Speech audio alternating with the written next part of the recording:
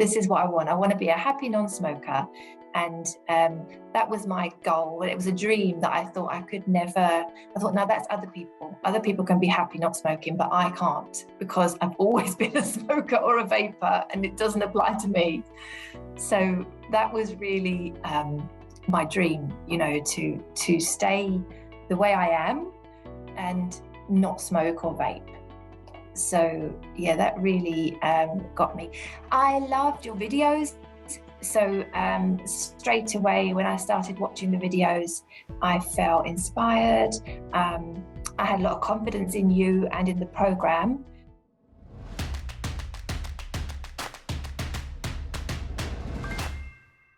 Hi everyone, this is Nassia Davos and welcome to this episode of Ask an Ex.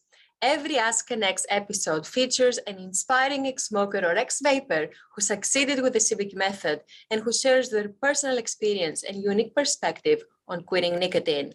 And the ex I have with me today joined our CBQ program, Quit Vaping, on February 28, 2021, and she's here to tell you how she did it. Please welcome Katia Massey. Katia, thank you so much for being here and huge congratulations on your success. Thank you. Thanks for having me. I'm flattered. Of course, I'm really, really happy to talk to you and hear all about how you quit vaping. Can you tell me a bit about how you started vaping or smoking? How long did you vape? Yes, I started smoking when I was 14. Young, yes. We were, my friend and I were at a bus stop, I think waiting for a bus, and we were bored and we thought it would be cool to buy 10 cigarettes and smoke at the back of the bus upstairs. So we did that and didn't like it at all, but for some reason we persevered, probably because we wanted to look cool, and then started smoking. That packet lasted ages, that 10, and then afterwards it just escalated. So that was the beginning, and I probably smoked about 10 to 15 per day once the habit had taken hold, until I was about 40. So that's a long time. I don't know how many years, but it's quite a long time. And I did try and quit on various occasions, but never succeeded. However, in that time I got married to a non-smoker, so a few times it did come up as a bit of an issue. Not major, because he's very understanding about stuff like that, but yeah, he did mention it a few times. And so when I was 40, e-cigarettes came onto the scene. There was the very early ones, which would just look like cigarettes, and I didn't find them to be very helpful. But the ones that progressed, where you press the button and you would get lots of vapor, I just thought they were amazing, because I loved the idea of my clothes didn't smell. It was cheaper. They had all these different liquids with all different flavors. So I would have like apple pie and custard, or cherry, or strawberry. And so there were so many things to choose, and I could vape pretty much anywhere, because at the time it wasn't really understood as to how bad it was for you, or whereas smoking had already been banned in pubs and restaurants, but the vaping, I could pretty much get away with it anywhere for a while. And it was better for my relationship, because I didn't smell, I didn't need to go outside to smoke. So I ran with that, and it wasn't a problem to give up the smoking as long as I could vape. And I started to vape more and more, and eventually I had it in my hand all the time, so much.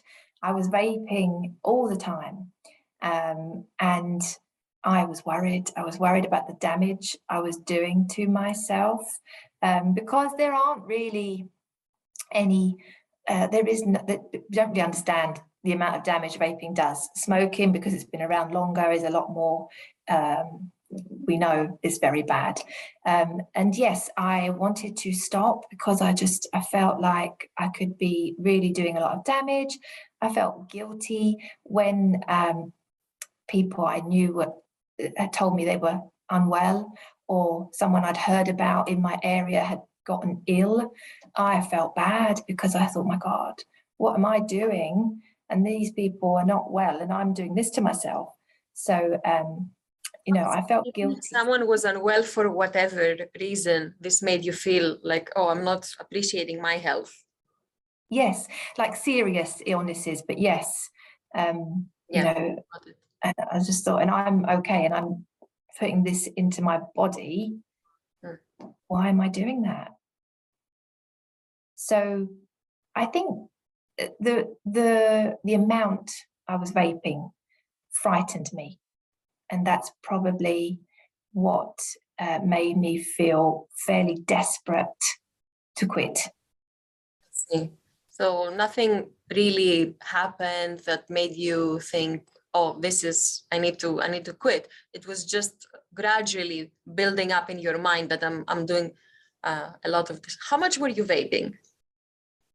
Just all the time. So I would get up, I would vape. First thing I would do is make coffee and sit and vape, and I would lose loads of time to get ready for work or wherever I was going. I would leave only 20 minutes because I wanted to sit and vape and drink coffee rather than get myself ready and look good and go out. All the time. I'm quite a home person, so it's really easy for me. I was washing up. Once I'd done a bit of washing up, I would vape, or take the dogs out for a walk for an hour, get back, coffee and a vape. So I don't know. I mean, I would pick it up, I suppose, maybe 40 times a day. That's what you realized during the program when you had to record that you were... With the smoking notebook, I found that helped me straight away because I realized how much I was doing it. And so in order to not have to keep writing it down and ask myself, why am I doing this and what's making me do this, I reduced quite quickly. And so before I picked it up, I would think, do I need it? Do I need to do it right now? Can I wait a few minutes? Because I'm going to have to write another line and I really can't be bothered. And I really don't know why I'm doing it. So I can't even fill that bit in. So, so I think already by the time I was filling in the notebook, I had become more aware, and I had tried to vape only when I really needed to. Yeah. And, this process helps you start questioning, do I really need it? It's what you said. So instead of being so automatic where you do it all the time, you start adding these question marks. And I would imagine that you ended up vaping more than you would if you were smoking cigarettes, right? So even though it's more convenient, that means you do it all the time. I liked it more. I liked it more than cigarettes. In what way? Strange. I like the flavors, so I could always swap a flavor if I was bored. Makes it exciting, right? It makes it exciting, yeah. And you order it online, and then you get your little pack, and you get all the different. I might order chocolate, I might order coffee flavor or pina colada. So yeah, then when the pack arrived, that was quite exciting. Friends of mine, they all vaped quite heavily, so we would do that together. We would have coffee and vape. I don't know why. It was just so easy, so convenient. You just stick it on charge and away you go. You don't have to go to the shops to buy another packet. Over time, it did irritate me in some cases where the coils would run out or they would get old, and the juice would, I would be low on juice or whatever. So then it's a bit like, it's not as nice. If you had everything fresh, the battery was charged, the coil was fresh, the liquid was new, then it was perfect. I see. So you wanted to quit because it had become a lot. So how many times did you try to quit? What happened in those attempts? if you had that before? Yes, I tried to quit when I smoked initially, when I was younger, and I found that really hard. I found it made me grumpy, edgy, very short-tempered and quick to respond to family or friends. Not me. I felt like it was a person I didn't want to be. And so that worried me. And also I gained weight because the first thing I did was put food in my mouth every time I fancied smoking. It was like well, I can't smoke, so I'm going to eat because it's something for me that I can do. So that was with the smoking. With the vaping, I reckon I tried to quit overall about 8 to 10 times in my life. Oh, that's not little. That's a lot. No, it's quite a lot. Yeah. And I got to 3 months. 3 months was the longest I got, and that was with the vape. And I gained 20 pounds, which straight away I thought, I can't do this. I really can't do it because nothing fit anymore. So you tried to quit vaping, and that's when you gained weight? Okay. Yes. Yeah. Well, so even when I stopped smoking, it would have the same effect because I would use it as an excuse to eat. Yeah. Whenever I felt the need, and it didn't work either. So I was eating and putting on weight, but it was never the same. It's not the same thing. So it didn't satisfy. I always felt like there was something missing. So with the vaping, the last time I gave up for 3 months, I gained a lot of weight, and I could not. I didn't want to go out and buy a load of new clothes in a bigger size, so I just started again. Did starting again help you? Yes, I lost 10 pounds. I didn't lose it all, but I did lose quite a bit quite quickly. Okay, so at the time you felt like, I need to return to this. I cannot do this anymore. Yeah. So what was different this time? Oh, everything was different. It was just a whole different thing. I saw your video, and I think it must have been on Facebook. It must have been when I was scrolling through, maybe. I don't know. I think so. I'm on Facebook and Instagram, so these are things that advertise. And it was just it was so positive and so enthusiastic, and the happy non-smoker thing that you said, I just thought, yeah, this is what I want. I want to be a happy non-smoker. And that was my goal. It was a dream that I thought I could never. I thought, no, that's other people. Other people can be happy not smoking, but I can't, because I've always been a smoker or a vapor, and it doesn't apply to me. So that was really my dream, to stay the way I am and not smoke or vape. So yeah, that really got me. I loved your videos. So straight away when I started watching the videos, I felt inspired. I had a lot of confidence in you and in the program. I think because everything you were saying made a lot of sense to me.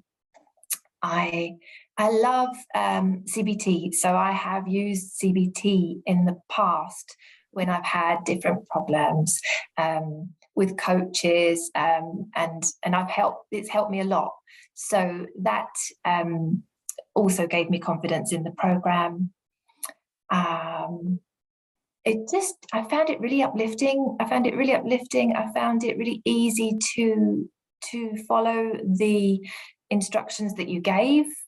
I looked forward to watching your videos, so I would watch them in the evening, and it would always cheer me up, and it would always inspire me to carry on. And that was brilliant. I found it a really positive experience, a happy experience. Well, thank you for sharing that. That's really nice to hear that you enjoyed the journey and you enjoyed the process. And you did so even though there were exercises and lots of videos and a lot of things to do. You still found it a positive experience. Yes, very much, very much. I found it brilliant. I found it really very happy, which I had never. Giving up smoking, it was like I associated it with bad things and misery and just being a different person and changing. But it wasn't like Did it that. change you? Yeah. How was it after you went through the program, you did everything, you quit? How was your experience after you succeeded? Oh, it's fab. Because I think I was proud for the first month, 2, 3, up to 6 months. And then I just started taking it for granted that I don't vape. I don't want to vape. It doesn't really cross my mind. And that's amazing to me. It's amazing to me that is the case. I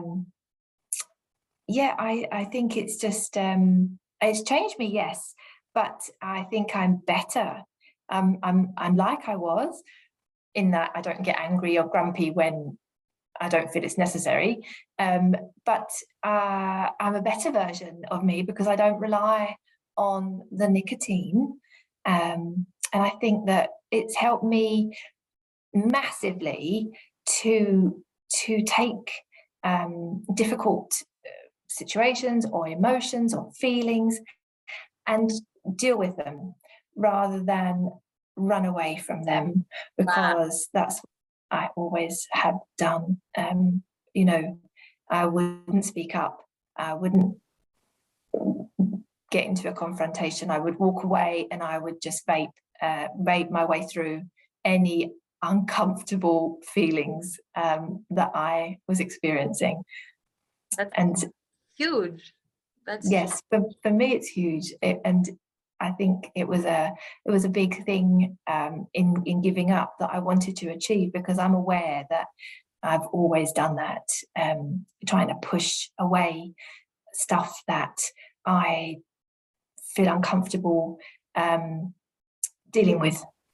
And now we all, yeah. So now there's not the option to vape my way through it, and so I'm more inclined to think about it and think about what's bothering me, why, and how can I face it or find a way to make it better. And that's big. It is. It's probably one of the biggest things, because it changes all the way you approach any situation. So now, instead of saying, oh, this is a difficult and uncomfortable situation, this is a conflict, and retiring to vape, you encounter and face that problem head on, right? Yes. Yes. And how has this new way of approaching problems and situations affected your life? I'm curious. It's been great. I had scary sometimes. I had a moment not long ago when work was really busy and I felt that I had a lot of work piled onto me and I wasn't managing, and that no one was listening. And so I started to get a bit irritable and sharp with people. So immediately I thought, like, there's something wrong here and I need to find a way to approach it and to feel better about it. And so I asked for help, which was difficult because I didn't really, I didn't feel I should be asking for help. I felt that I should be able to deal with it because that's what I'd been given. And so why should somebody else have to do more? But anyway, I asked for help and they said yes. And I also went to a supervisor and explained the situation. And things have been jiggled around so that I have a bit less, I have a bit more time to do the things I need to do. And so I feel a huge achievement. Like I resolved that problem without getting angry at anyone, without vaping, without drinking, and it's now dealt with and I'm happy. And every day, I mean, I always enjoyed the job, but there were a little while there where I was getting a bit too stressy about it. And now I know that I can go in and it's going to be fine because of something I did and said, even though I felt uncomfortable about it, to make it better. Yeah. So I'm learning. It's still a learning thing, and I still get moments where I think, oh, I can't say that. I can't. And that's where I think, yeah, but you need to. So I mean, I totally get that. And asking for help or saying something that's not very comfortable, but you know, in your heart that it's right, it's not easy. It is a work in progress, but it's amazing to have those wins and those points of reference that, you know, something I was afraid to say, I said it in the right way and it turned out to be okay. So that's amazing. Yeah. It feels good. Well, actually, this is something I wanted to put across, that the replacement activity has been huge for me, huge. And I didn't think it would work. I didn't. When I stopped vaping, I was doing cross stitch. I had been doing it for a while and I really enjoyed it, but I would just cross stitch and vape at the same time. So I'd put the stitching down and vape, and then I'd do a bit more stitch. So when you, in your video, said about a replacement activity, I was a bit frustrated because I thought, but there's nothing that's as good. And I couldn't perceive of anything being good enough to replace the vape. But I tried it. So I tried, if there was a trigger or if something upset me, I would just stop what I was doing, if I could, and I would take 5 minutes or 10 minutes out and I would just stitch. I would just do a bit of stitching, and straight away the craving that I had would pass. And I used it quite a lot in the first maybe week or 2 weeks, and my husband, he would laugh because he'd say, oh, I like that. You just stop what you're doing and go and sit down. Nice. And I said, yes, I need to do this. I just need to do this right now. And it worked. So, so from there, I progressed. The cross stitch got me through the initial weeks very, very well. It was perfect. I didn't think it would be, but it was. It just calmed me down. It gave me something else to focus on that was simple but relaxing, and it really worked. And it stopped me from eating excessively. So that was massive, because if I'd have started putting on weight again, I might not have carried on. I don't know.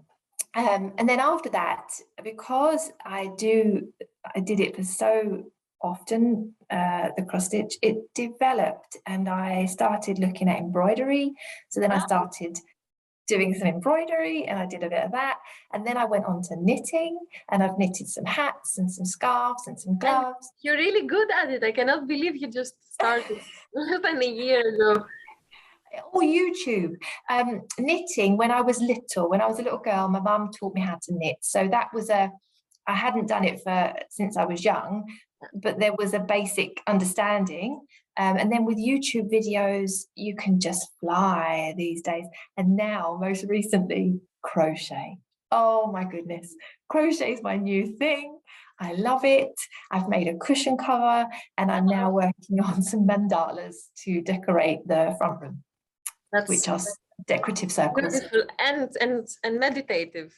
Even Very. The mandalas, it's really nice, really calm. Yes, it's wonderful. Yeah, and you know, I really like that you knew that the fear of gaining weight was a thing for you because of your past experience, and you did everything you could this time to avoid that. But I think it's also important for everyone who may be vaping to understand that vaping is way more behavioral than smoking, because we do it all the time. So yes, this behavioral part of it, it's even more embedded, if you will. So having a replacement activity like yours is essential in any case, but especially if someone is vaping. So I thank you for sharing your experience and how you chose this habit for you. It really worked. And I thank you for the lists that you provide, because they were really helpful to make me think, yes, you know, and and I needed that because at the time I just thought there's nothing. I was really like, oh, Yeah. just getting into a mood. Yeah, that's fine. I mean, it is a weird request, let's say, or a peculiar idea for someone to tell you, oh, you're going to replace your crutch with something healthy, or maybe something you do anyway. Yes. So yeah, but it works if you do it properly, and you trust the process, and you did trust the process, and you trusted yourself, and you gave yourself the space and the time to really do this properly. So that's amazing. Yeah. And how did your life change after you quit vaping? Well, I'm happier. I think I'm happier. I'm definitely happier, to be honest. I've got more energy. I have more enthusiasm. I look for ways to solve problems rather than run away from them. I'm proud of myself. Yeah, and I've got more time. When I vaped, I was quite trepidatious, a bit worried that I might have a problem with my breathing, because we like climbing hills, and I always had to have my Ventolin in my bag just in case I would get tight-chested or something. Whereas now I don't have that. I do a fair amount of exercise in that we walk the dogs and we cycle, because here we've got lots of very flat, it's flat and it's beautiful with lots of lanes and not many cars. So we cycle quite a lot, and I'm much fitter. So before, when I vaped, even a slight incline would cause me a problem. Whereas now, I don't even feel it. I'm just like, let's keep going. And it's more my legs that get tired, not my breathing that's a problem. So that's big. Yeah. So because you love climbing hills, and I've seen all the amazing photos you've posted on the Facebook group, but I would imagine it's such a big barrier to worry about not being able to breathe properly and carrying all the tools and whatnot just because of vaping. And now you are free, and Yes. you've noticed your breathing is better. So that's wonderful. Yeah. And not having to make sure that I've got my vape stick and the liquid and the battery and the charger every time we go anywhere. Sometimes we would be halfway somewhere to shops or whatever, and I would remember that I'd left my liquid behind, so we'd have to turn and come back because I couldn't be without it, and that would cause a bit of annoyance with my husband. So yeah, so it's good not to have all that, not to have to worry. So vaping was convenient in comparison to smoking, but also inconvenient in many ways in terms of living your best free life, right? Yeah, well, it was hugely addictive. I mean, I found it to be more addictive than smoking, I think. I didn't smoke half as much as I vaped. Yeah. You're not the first person to say that. So yeah, because you do it all the time. You're right. So what did quitting vaping teach you? That's probably my favorite question, and I want to know what's true for you. Well, I think it taught me to that I'm capable. I can do it. I'm still me. I've not changed. I've not become this grumpy pain. I'm more fun. I think I'm more fun than I used to be, because I used to really not want to do much if it meant I had to leave my vape or not be able to vape for a certain amount of time. So that was a challenge for me. Whereas now it's not, and I'm more open to doing different things and things that might take me places I can't vape. And there are so many other things that are more fun. I think it taught me that. Whereas I thought there was nothing that was more fun than vaping. But now I see that there are many, many things that are more fun. And what advice would you give to someone who is vaping and may feel like too addicted, or it's better than smoking? So what would you say to someone who's vaping? And wants to give up? Yes. That's definitely a requirement, right? We know. I would definitely refer them to your program. And if they're already on the program, I mean, first thing, the program is everything for me. And if they're already on it, then I would say use all of the tools that are provided. Things like the Facebook group was massive for me, all the inspirational quotes that you see coming up all the time, and the pictures of people with their certificates is always a happy experience. The support team, so I had a moment in August, so it was about 5 months in, where I felt really quite shaky about the whole thing. And I think I put a post on Facebook, and one of the support staff came back to me and said, you know, what's happened? How can we help you? Sorry. And so, Oscar, no. And they referred me to material that was relevant to the problem I had, to the trouble that I was experiencing. And so I did look at that, what they told me, and it helped me loads. And it got me through that little moment or challenge. So that was good. And also, I would say, keep trying. So if it doesn't work the first time, try again, and just keep trying, and focus on the achievements rather than the setbacks, because it's so easy to say, oh, I failed again, and beat yourself up. That it's better to focus on the good bits. I love this advice. That's amazing. I really, really thank you so much for taking the time to share your experience and your perspective. I really love talking to you, and I know that what you shared will help many others who want to quit smoking, and most importantly, those people who want to quit vaping and are in that little journey. So thank you so much. You're very welcome. Amazing. And if you are here watching this video, please leave a comment below and let Katia and I know what you're taking away from her journey, from her experience that can help you quit smoking or vaping. We're looking forward to reading your comments.